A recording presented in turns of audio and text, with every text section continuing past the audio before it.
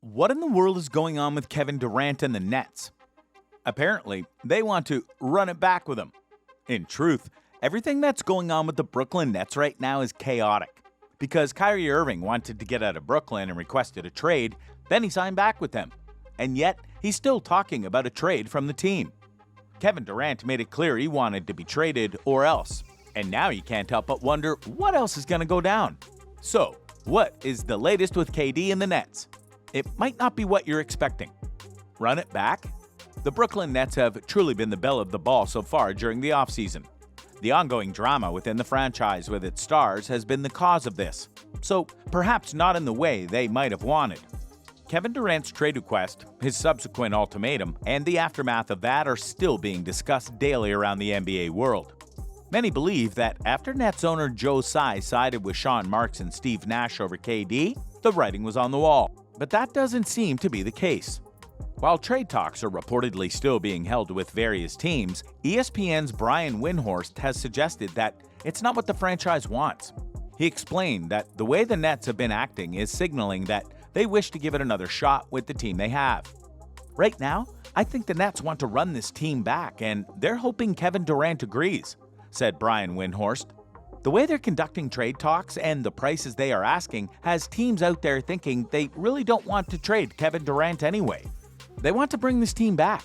We'll see if Kevin Durant goes along with that in training camp. That's what I think the team wants. I think the team thinks the results on the court will make everybody feel a little bit better. But I just can't get a good feel on where Kevin Durant is. He has been asked to be traded and told no. So far, at least. He has asked for the coach to be fired. He has asked for the general manager to be fired. He keeps getting told no. Does he take all of those no's and still show up to training camp? That's something I think we'll have to wait and watch. Kevin Durant alone knows how he might react to the way things are going. He also has the luxury of the extreme option. He could simply refuse to play for the team. However, as many have maintained throughout this saga, KD is all about hoops and being on the court. If that is what the Nets are counting on, maybe fans might just see Durant balling out in a Nets jersey once again. Or maybe not. Only time will tell for sure. KD's ultimatum. In a face-to-face meeting with Brooklyn Nets owner Joe Tsai a while back, Kevin Durant reiterated his trade request and informed Tsai that he needs to choose between Durant or the pairing of general manager Sean Marks and coach Steve Nash. Sources with direct knowledge of the meeting told The Athletic at the time. Durant stated he does not have faith in the team's direction, sources said. Durant and Tsai spoke in London, and sources described the discussion as transparent and professional. The meeting took place a year to the day that Durant agreed to a 4-year, $198 million contract extension with the Nets, and barely over a month after his initial trade request on June 30th. He is now entering the first season of that extension. The Nets have direct knowledge of the reasons behind Durant's request, sources said, and understand that the 12-time All-Star will continue to be resolute in his stance. Durant is believed to want a change of scenery heading into his 16th season. Again, a bit of irony as going to Brooklyn with his friend Kyrie Irving was also meant to be a change of scenery, as well as to help cement his legacy without Steph Curry. Not exactly going the way he expected it to, wouldn't you say? State of Brooklyn right now. Across the league, people have wondered whether Durant could miss training camp should no trade develop. After being swept by the Boston Celtics in the first round of the Eastern Conference playoffs, the Nets have been surrounded by uncertainty. In a mid-May news conference, Marks called for the organization to regain its culture. Amid the unknown status of Durant, Kyrie Irving and the Nets were unable to come to terms on a long-term deal.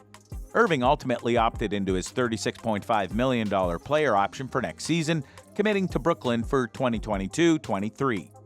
This summer, the Nets believe they have improved the roster and have a championship-ready team.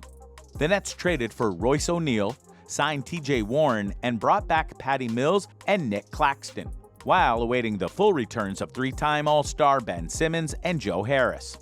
Brooklyn's front office, led by Marks, has set a high price on the Durant market while constructing a team that gives the organization confidence in its ability to contend should the team bring the roster as is into training camp. The Nets are incredibly high on Simmons' return to play following his recovery from back surgery in May, viewing him as a perfect complement around Durant and Irving. But obviously, only time will tell on that front. especially since Simmons, not unlike Kyrie, has been inconsistent in terms of both his play and his loyalty to the teams he's on.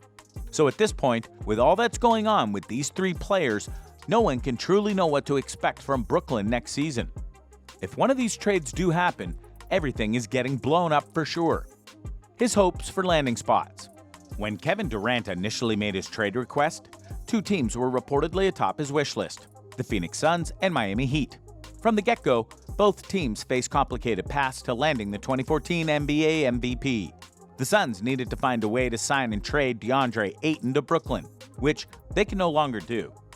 Miami couldn't send Bam Adebayo to Brooklyn even if it wanted to because league rules prohibit him and Ben Simmons from playing for the Nets. So with those two teams now on the back burner, Durant has had to broaden his scope a bit to keep his trade hopes alive. One team that has emerged in recent weeks as a possibility is the Boston Celtics.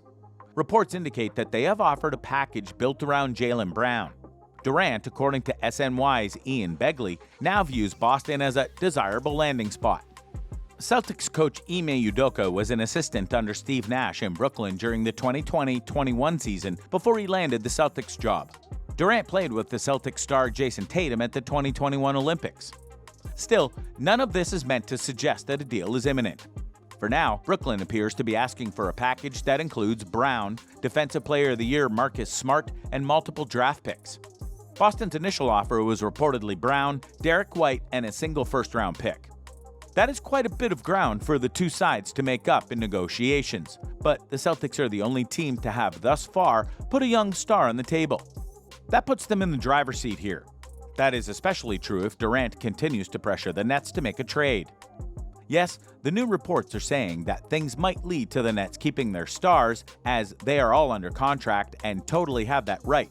But anything is possible at this point. Chaos and confusion.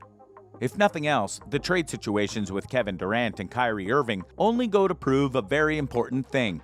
This Net squad isn't what it's supposed to be. Don't forget that it all came together when both Kyrie and KD weren't 100% in the first place, especially KD due to his finals injury. Then, when they finally got on the court and worked out a way to get James Harden, that didn't work out either. They were meant to be champions by now and haven't come that close, to be honest. Sure, the Nets might want to run it back, but if they don't, well, this won't be the best part of the team's legacy, that's for sure. So what do you think? What do you think of this look at Kevin Durant, the Brooklyn Nets, and what might be going on with them going forward? Do you think that KD will give them the chance to run it back well and truly? Or do you think that he feels there's nothing worth running back and thus will continue to pursue the trade that he wants? Let us know in the comments below, and we'll see you next time on the channel.